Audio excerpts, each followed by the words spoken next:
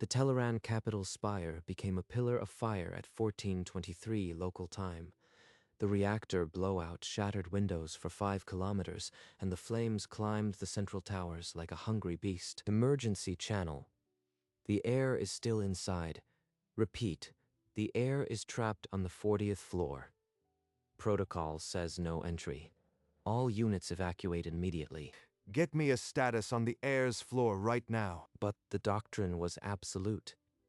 No. Teleran would ever cross that threshold, no matter who was inside. In the crowd, a human exchange officer stood motionless, watching the flames.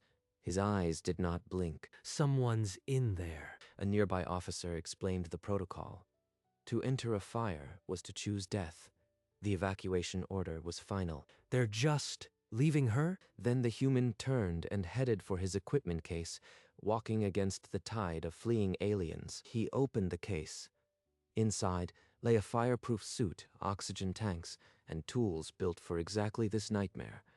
Tools he knew like his own heartbeat. He pulled on the thermal coat with practiced speed, ignoring the alien officers who shouted that it was forbidden. Human, that suit changes nothing.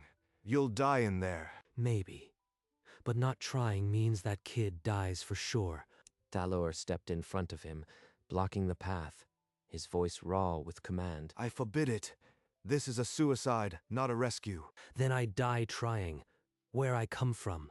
That's not the same as giving up.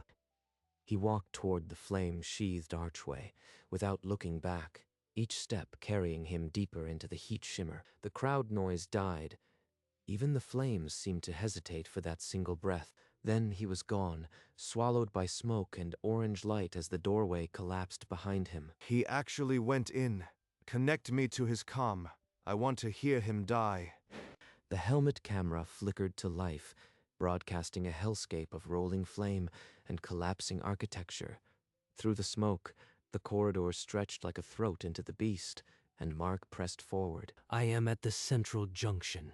The fire's already breached the ceiling panels, moving toward the stairwell. The stairwell collapsed minutes ago. You are walking into a kiln. He reached a sealed emergency door, its surface warped and glowing like forged steel. He braced the hydraulic spreader against the frame and squeezed the trigger. If I stop now, she's dead. The door screamed open, shoving a wave of superheated gas into the corridor.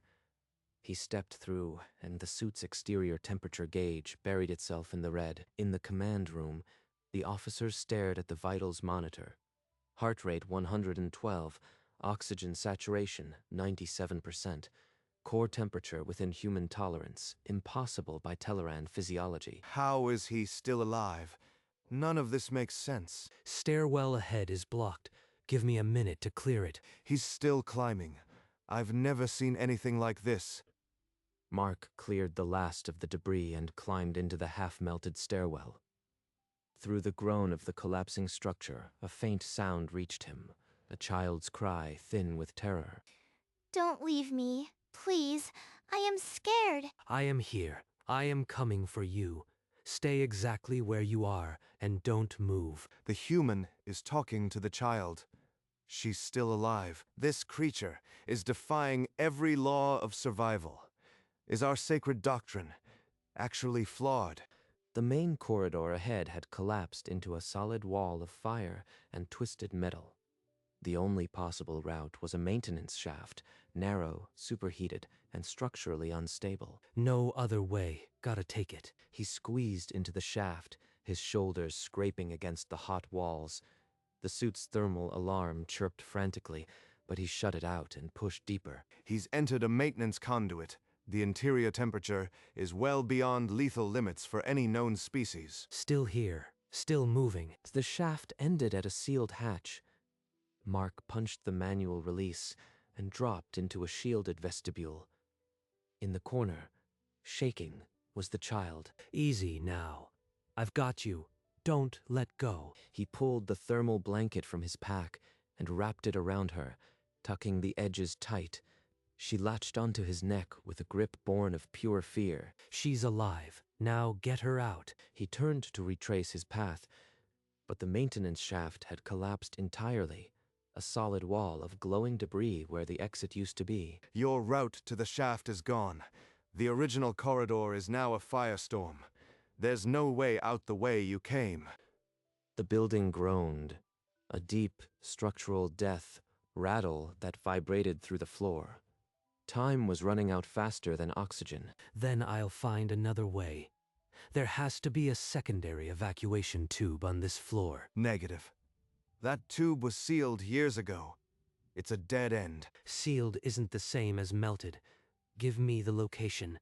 Mark adjusted the nozzle on his suppression tool and triggered a cone of white mist. The flames recoiled, opening a narrow sleeve through the Inferno. See that? At home, we call this a cold trail. Walk through the hot with something colder. Works every time. Are we going to die? Not today. Not if I have anything to say about it. You just hold on tight. Outside, a police drone had locked onto the human's helmet camera. The footage fed directly to every news screen in the capital. The crowd, which had been a silent wall of resignation, began to stir. Murmurs sparked like a second fire, this one of impossible hope. He's using a chemical suppressant. That shouldn't be possible in those temperatures. Almost there. When we get to the exit, I need you to be very brave for one more minute. Can you do that? I can try. The sealed tube was just ahead, its blocked door glowing a dull red. Mark raised the spreader again, muscles screaming, and the metal began to whine. A secondary explosion tore through the lower levels. The shockwave ripped upward, blowing out the walls around him like paper. Mark threw himself over Lyra as the ceiling collapsed. A beam hit his back, stealing his breath. The helmet camera crackled with static. When the image returned, Mark was on his knees, coughing, blood dripping down his visor. Mark, your vitals just spiked to critical. The feed's breaking up. Can you hear me? I hear you. Took a hit. Give me a second. He shoved a slab of concrete aside and got his feet under him. Lyra was crying, but her grip hadn't loosened. All stations, disregard evacuation protocol. Guide him out. I take full responsibility. The command center shifted. Officers who'd been spectators now pulled up architectural maps, analyzing every path. Mark, we're sending a route. Take Junction 7, then follow the blue emergency lights. They'll lead to a service elevator. Copy that. I am on the move. Just tell me when to turn. Mark, there's a maintenance tube 20 meters to your right. It's your only route down. He spotted the vent opening, pried off the warped grate, and lowered himself into the darkness. Lyra was on the dragmat, pulled tight against him as he crawled on elbows and knees. Almost through the tube, Lyra. Just keep your head down and don't let go. The crawl space narrowed, forcing him onto his stomach. Hot metal scraped his backplate. The tube leads to a lower service deck. We're tracking your position. You are making progress. Copy that. Visibility's almost zero. I am moving by feel. He reached a junction, the metal plates hot enough to blister his gloves. A hatch glowed ahead. Left at the junction. You are directly above an access balcony. Go now. Mark shoved the hatch open and dropped onto solid flooring, gasping lungfuls of slightly cooler air. The service deck ended in a solid blast door, its surface glowing like a furnace. Beyond it, the navigation system showed open air. That's the last barrier. Get through it, and you are outside. Mark jammed the spreader into the seam one last time and pulled the trigger, every muscle screaming. The door screamed and slid 3 inches. Then 3 more. A blade of pale daylight cut through the smoke. Made it. His legs gave out. He dropped to his knees on the smoke-stained platform, but his arms never loosened around Lyra. Are we out? He's out. Get a medical team to the north balcony now. I don't understand what I just witnessed, but he did it. Mark knelt in the pale light, gasping the inferno at his back. The child was alive. So was alive. So was he. Medics scrambled onto the balcony, stretcher ready. Mark lifted a soot-streaked hand and stopped them. I've got her. Just clear a path. He pushed himself upright and began walking, the inferno raging behind him like a dying sun. He crossed the final meters, and the wall of flame framed his silhouette against the pale sky. Then, gently, he passed the child into the waiting arms of alien paramedics. Thaler, having sprinted from the command post, arrived breathless at the edge of the landing pad. I need to know why. That fire should have killed you. No rational being enters a flame. It's just the job. Where I come from, we don't abandon people when there's a chance. Anyone would have done it. I just had the gear. The air was safe. A human had walked into the inferno and walked out with their future, and he'd said it like it was nothing. Just the job. Lyra lay on a floating medical bed, vitals glowing steady on the monitors. Her mother had arrived, tears streaming, clutching the child's small hand. Mark sat on a crate a few meters away, an oxygen mask obscuring his face. The paramedics had cleaned the worst of the blood, but exhaustion pulled at every line of his body. So, did anyone else try to go in there? No one would. Our protocols forbid it. We're taught from birth that fire is a predator you flee, not fight. A law that leaves a child to burn? That's not a protocol. That's a condemnation. It was meant to minimize casualties. Entering a fire was seen as wasting a life for a corpse, but you proved us wrong. Mark stared at him, the oxygen mask hissing. The alien's reasoning felt like a stone in his gut. Where I come from, there's an academy in every state. We train year-round. The only rule, if there's a chance, you go in. No one gets left behind. A whole world built on this. They planned for the impossible. It wasn't just bravery. It was a system, a culture that had taken the ultimate gamble and made it standard procedure. The drone footage spread across the planet.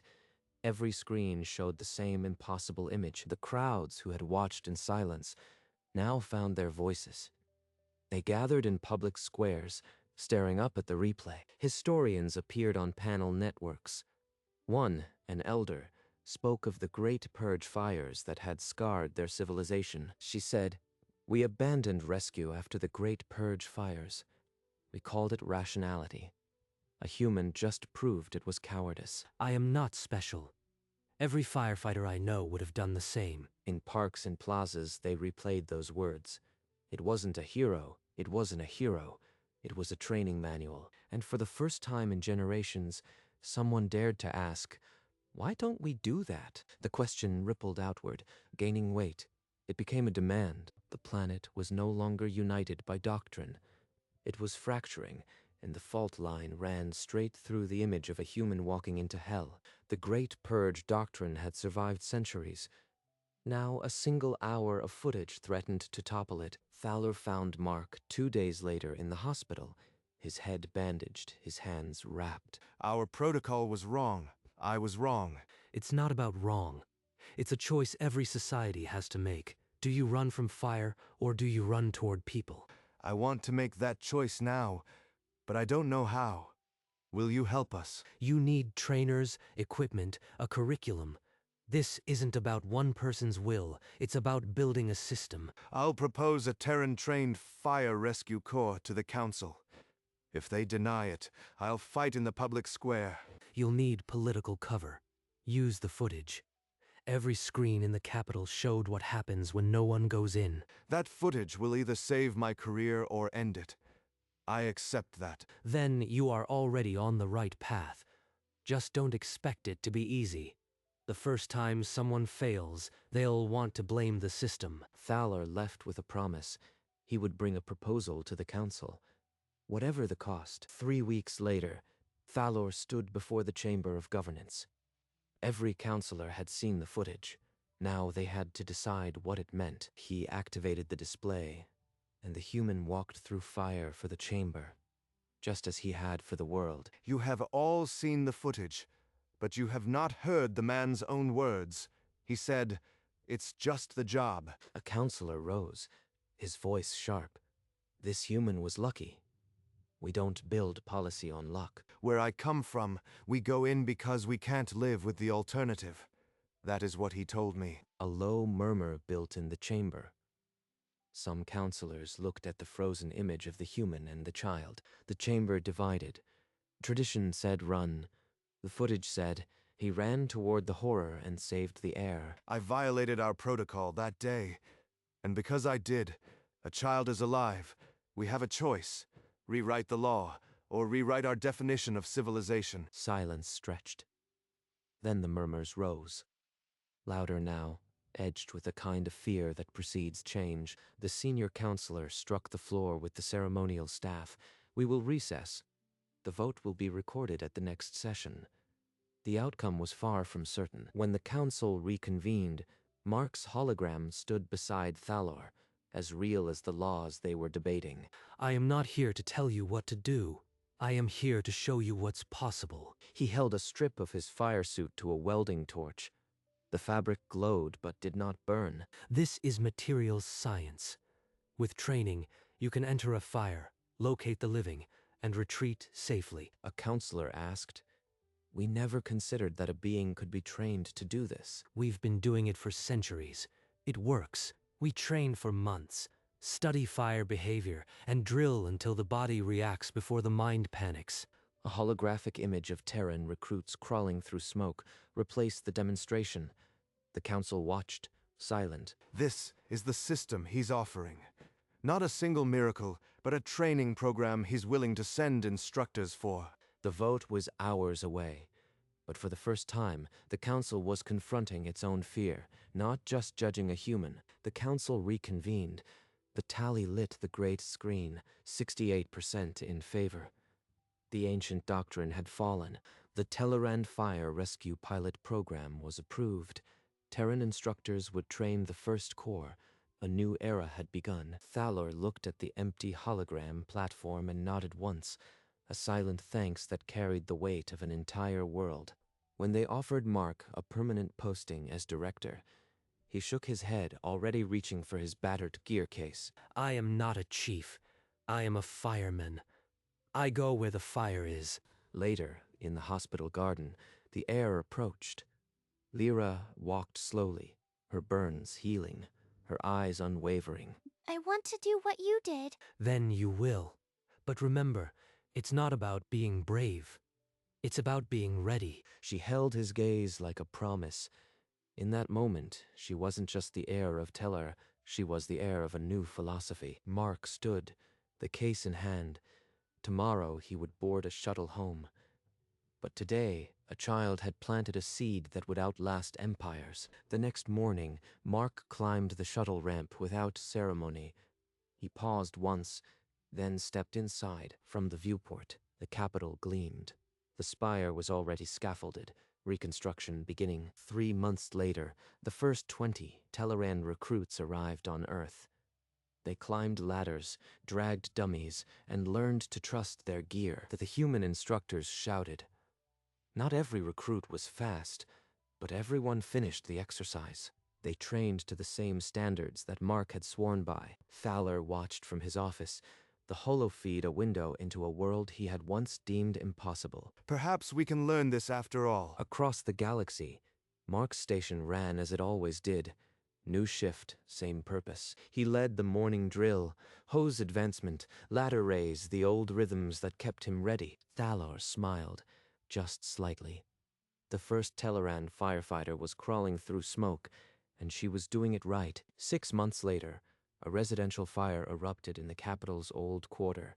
For the first time, a Tellerand crew pushed into the flames. They followed the human protocols. They found a family of 4 and carried them out. The news feed showed it all. You have proven that running toward the fire is not madness. It is the bravest thing our people have done in centuries. In a firehouse on Earth, the crew gathered around the tablet, silent. Mark stood at the back, arms crossed. A young firefighter asked if they had followed the drill correctly. They got everyone out. That's the only metric that matters. Everything else is just practice. Mark turned and started wiping down his turnout coat, the same one he'd worn into the spire. His hands moved automatically. No one said anything else. The crew dispersed to chores. a quiet understanding settling over them. Mark hung the cleaned helmet and stood for a long moment, his silhouette against the open bay door. Then he grabbed the clipboard and started the engine check, the old ritual holding everything in place. A year later, a single journalist was granted access. The studio was small, the chair hard. The interviewer leaned in. "Do you see yourself as a hero?" Number. I am a guy who did his job. You'd do the same. That clip was replayed across a dozen worlds. "You'd do the same," he'd said, and the galaxy wondered if that was true. The Terran standard became a template. On 3 worlds, governments quietly repealed their own no-rescue laws. Mark, though, simply went home. He hung his gear in the locker, closed the door, and drove into the night. His words, though, didn't fade. They were stitched into the new Teleran training manual, printed beside the flame and hand emblem. On Earth, the station ran. Mark never used his platform again. He just showed up for the next shift, because that was the job. And nothing else had ever felt right, and the galaxy slowly began to learn a new definition of ordinary courage. Years later, the Mark Chen Fire Rescue Academy opened its doors on Tellar. The flame and hand emblem was carved into the stone above the entrance, and Lyra, the heir, now a tall young woman, walked to the podium. Her voice carried the weight of a second chance. He taught us that the bravest thing you can do is care enough to try. I am here because a human walked into the fire and refused to believe I was already dead. Half a galaxy away, in a quiet firehouse, Mark sat with the crew and held the tablet. The crew watched in silence. No one said a word. Then the youngest firefighter reached over and thumped Mark on the shoulder. She's gonna be a better firefighter than me. In the front row of the academy hall, Thalor, now white-haired and leaning on a cane, watched with quiet pride. Mark closed the tablet and stood. He walked to the rack, ran a hand over his helmet, and left it there. The academy's central hall displayed the original cracked helmet and the burned turnout coat, sealed in glass, and the old firefighter simply went back to his coffee, the black brew steaming against the dawn. It was a quiet night. Mark sat on the engine bumper. The bay door opened to a black sky full of distant, indifferent stars. A rookie firefighter wandered out, carrying 2 mugs. He sat on the concrete beside the old man without a word. He asked if I ever think about that day. The alien kid, every day. That's why I put on the gear. He took a sip from the mug, tasting the bitter coffee, and then patted the cold steel of the engine beside him. Then he stood, his old joints popping, and the moment passed. He walked back inside the station, leaving the rookie to the stars and the silence. The helmet hung on its hook, waiting for the next call. Outside, the night was deep, and the stars wheeled over the firehouse, unconcerned with the weight of one man's peace. Still feels like the right thing to do. Years after his retirement, Thalor came to Earth. He leaned on a cane now, his angular features softened by age, but his 4 eyes still held their old fire. Mark poured him a cup of the station's bitter brew, and they sat at the old table by the window, watching the crew drill. You know, I was against you at first. Thought you were a reckless fool, walking into that Inferno. Most are. Through the window, a mixed crew ran the ladder drill, human and Teleran voices calling out in practiced rhythm. You changed our world, Mark. Number. You did. I just walked into a fire. The rest was you. Outside, the drill shifted. A young Teleran firefighter took the nozzle, her form sharp and confident, as if she'd been born to hold it. She pulled on her helmet. The flame and hand emblem caught the light, and her eyes were steady, determined. The sun set behind the station, flags stirring. The legacy was no longer a single act. It was a shared language, spoken by 2 worlds.